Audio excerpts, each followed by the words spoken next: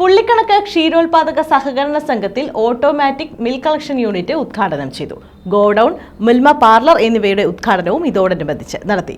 MLAയുടെ പ്രത്യേക വികസന നിധിയും ക്ഷീരവികസന വകുപ്പിന്റെ വാർഷിക പദ്ധതിയും പ്രയോജനപ്പെടുത്തിയാണ് സഹകരണ സംഘത്തിൽ ഇവ സ്ഥാപിച്ചത്.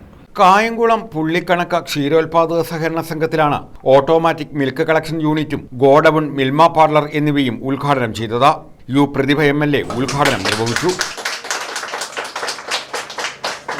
പേടയാണെങ്കിലും വെണ്ണയാണെങ്കിലും നെയ്യാണെങ്കിലും ഒക്കെ മിൽമ. ഇപ്പൊ നമ്മൾ ചെയ്യുന്ന മിൽമ ഗീ അല്ലേ എല്ലാവരും ആദ്യം പ്രിഫറൻസ് കൊടുക്കുന്ന മിൽമയാണ്. അപ്പോൾ അതിൻ്റെ ഒരു ശുദ്ധതയെ പറ്റി അല്ലെങ്കിൽ അതിൻ്റെ അത് പ്യുവറാണ് അതിനെക്കുറിച്ചൊക്കെ ഒരു ധാരണ ഉള്ളതുകൊണ്ടാണ്. അപ്പം സാധാരണ നമ്മളുടെ നാട്ടിലെ ആളുകൾ പിന്നെ നമ്മുടെ സൗകര്യങ്ങൾ മാറി.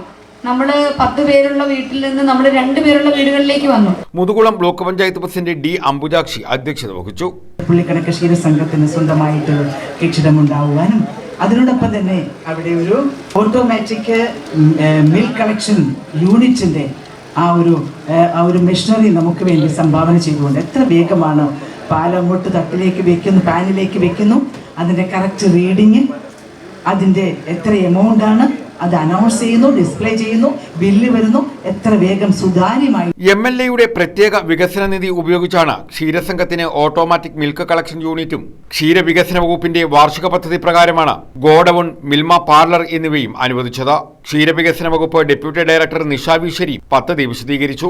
മിൽമ ദക്ഷിണ മേഖലാ ചെയർപേഴ്സൺ മണി വിശ്വനാഥ് മുഖ്യപ്രഭാഷണം നടത്തി. കൃഷ്ണപുരം ഗ്രാമപഞ്ചായത്ത് പ്രസിഡന്റ് രാധാമണി രാജൻ മുതിർന്ന കർഷകനെ ആദരിച്ചു.